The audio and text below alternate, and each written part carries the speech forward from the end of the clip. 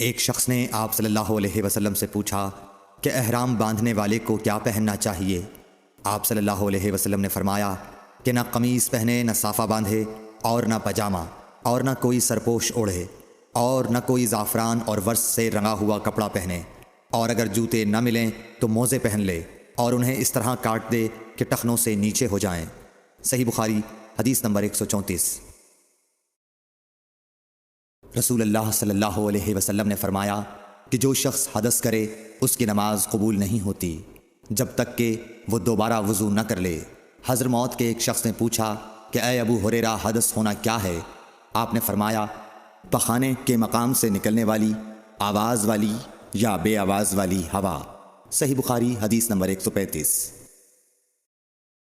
رسول اللہ صلی اللہ علیہ وآلہ وسلم نے فرمایا کہ میری امت کے لوگ وضو کے نشانات کی وجہ سے قیامت کے دن سفید پیشانی اور سفید ہاتھ پاؤں والوں کی شکل میں بلائے جائیں گے، تو تم میں سے جو کوئی اپنی چمک بڑھانا چاہتا ہے تو وہ بڑھا لے، یعنی وضو اچھی طرح کر لے۔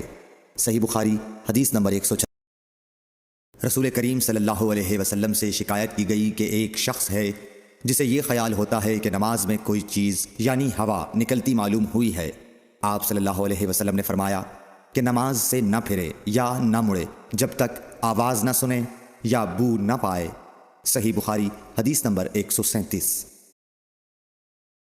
نبی کریم صلی اللہ علیہ وسلم سوئے یہاں تک کہ آپ خراٹے لینے لگے، پھر آپ نے نماز پڑھی، اور کبھی راوی نے یوں کہا کہ آپ صلی اللہ علیہ وسلم لیٹ گئے پھر خراٹے لینے لگے، پھر آپ صلی اللہ علیہ وسلم کھڑے ہوئے، اس کے بعد نماز پڑھی۔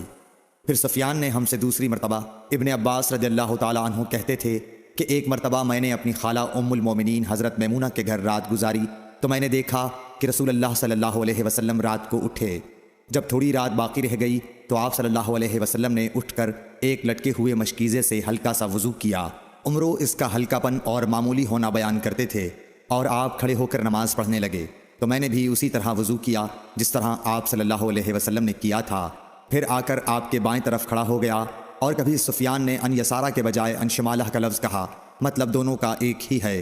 پھر آپ صلی اللہ علیہ وسلم نے مجھے پھیر لیا اور اپنی داہنی جانب کر لیا، پھر نماز پڑھی جس قدر اللہ کو منظور تھا، پھر آپ لیٹ گئے اور سو گئے حتیٰ کہ خراٹوں کی آواز آنے لگی۔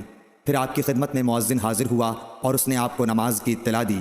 آپ صلی اللہ علیہ وسلم اس کے ساتھ نماز کے لیے تشریف لے گئے، پھر آپ نے نماز پڑھی اور وضو نہیں کیا۔ سفیان کہتے ہیں کہ ہم نے عمروں سے کہا کچھ لوگ کہتے ہیں کہ رسول اللہ صلی اللہ علیہ وسلم کی آنکھیں سوتی تھیں، دل نہیں سوتا تھا۔ عمروں نے کہا میں نے عبید بن عمیر سے سنا، وہ کہتے تھے کہ انبیاء علیہ السلام کے خواب بھی وہی ہوتے ہیں۔ پھر قرآن کی یہ آیت پڑھی، میں خواب میں دیکھتا ہوں کہ میں تجھے ذبح کر رہا ہوں۔ صحیح بخاری حدیث نمبر 138۔